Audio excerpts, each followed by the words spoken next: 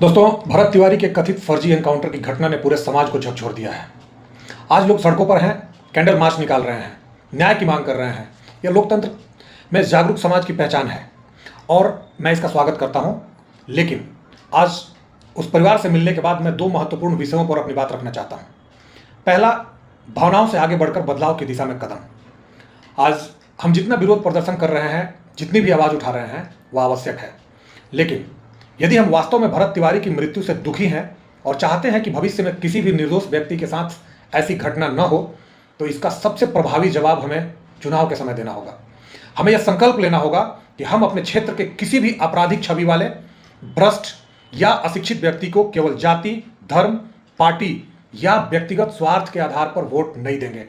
हमें ऐसे जनप्रतिनिधि चुनने होंगे जिनकी प्राथमिकता सच में समाज सेवा, शिक्षा, नैतिकता और कानून का शासन हो।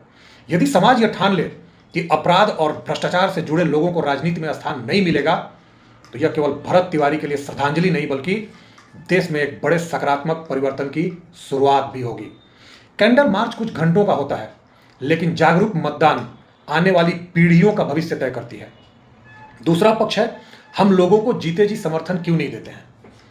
आज भरत तिवारी के लिए हजारों लोग न्याय की मांग कर रहे हैं। सोशल मीडिया पर उनके समर्थन में लाखों शब्द लिखे जा रहे हैं।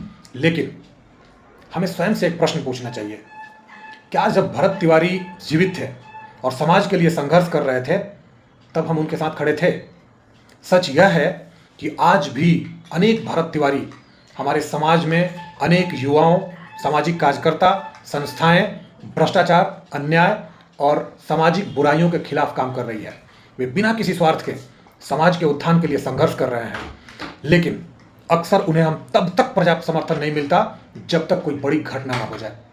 यदि आज भरत तिवारी के समर्थन में दिखाई देने वाली ऊर्जा का केवल 10% भी उनके जीवित रहते हुए उनके साथ खड़ा होता, तो शायद वे और अधिक प्रभावी ढंग से समाज में परिवर्तन ला सकते थे और आज हमारे बीच होते। इसलिए मैं सभी लोगों से अपील करना चाहता हूं कि हम केवल शहादत के बाद श्रद्धांजलि देने तक सीमित न रहें।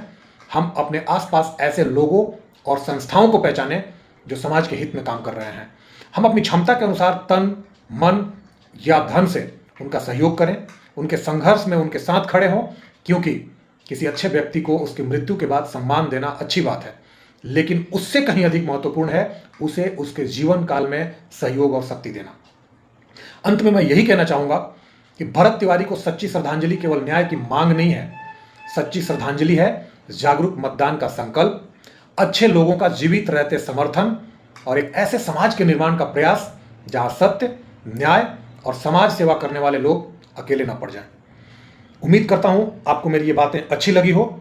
अगर आप सहमत हैं तो कमेंट करके हमें बताएं या शेयर करके औरों तक पहुंचाएं ताकि इस मुहिम को हवा दी जा सके। Thank you so much.